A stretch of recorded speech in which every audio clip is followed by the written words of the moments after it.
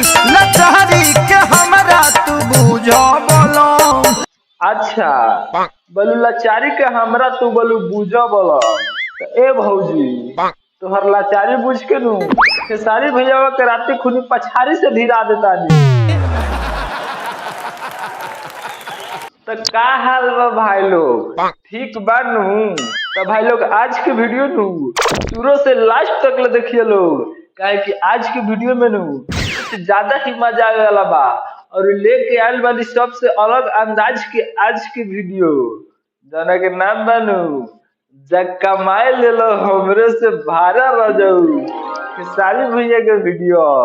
ऐसे वीडियो में शुरू से लास्ट तक ले बन रहे लोग और बिना कोनो देर के ले दूं शुरू करता रही आज की वीडियो भाई लोग।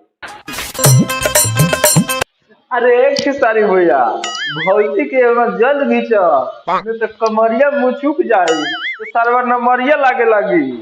अच्छा से अच्छा बाकी चल जा बाहर आ। तो ए भौजी ए भैयावा के बाहर जन भेजा न तो बाहर जाके नू लहरा लूट लगी तो तू यहाँ बैठ के दुआरी पर पहरा पढ़े लगबू।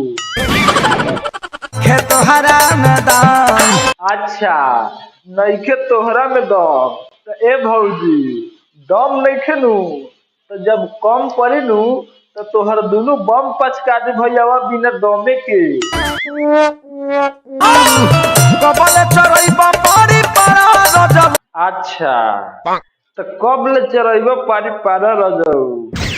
तो ए भौजी जब ले न देबू तू सामान खारा तब ले चरइए पारी पारा।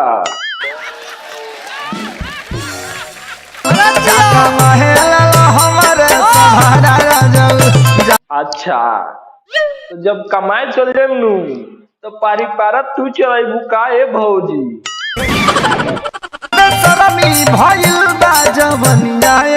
सरवा यही से तो खेसारी भैया बहरिया जाए से माना करता, यही से तो कहता कि न जाए बहरिया आ तीनों साँझ सरवा तीनों साँझ उठावना क के खाइत रहन तोहर जवनिया।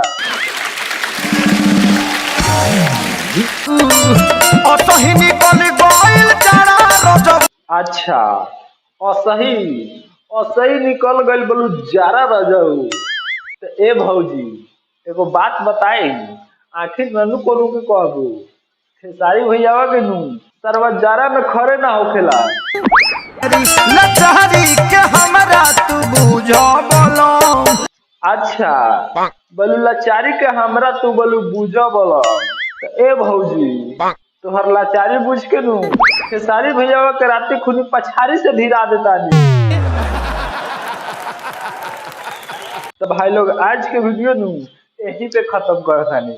अगर वीडियो अच्छा लगा तो चैनल के सब्सक्राइब करके साथ ही बेल आइकन जरूर प्रेस कर ले ताकि हमारा ऐसा ही नया नया वीडियो बनी सबसे पहले रउआ लोग तक पहुंचे। और ये वीडियो कैसा लगा भाई कमेंट करके जरूर बताइए लोग, काहे कि खेसारी भैया के वीडियो नू कुछ ज्यादा ही मजेदार और कमाल के आयल बा। काहे कि ऐसा वीडियो नू 1 महीना 2 महीना पर ना बल्कि 2-3 साल पर खेसारी भैया हो गए भाई। हमरा तो बहुत अच्छा लागल भाई। तो भाई लोग फिर से मिला जाए कोनो नेक्स्ट वीडियो में, तब तक के लिए बाय।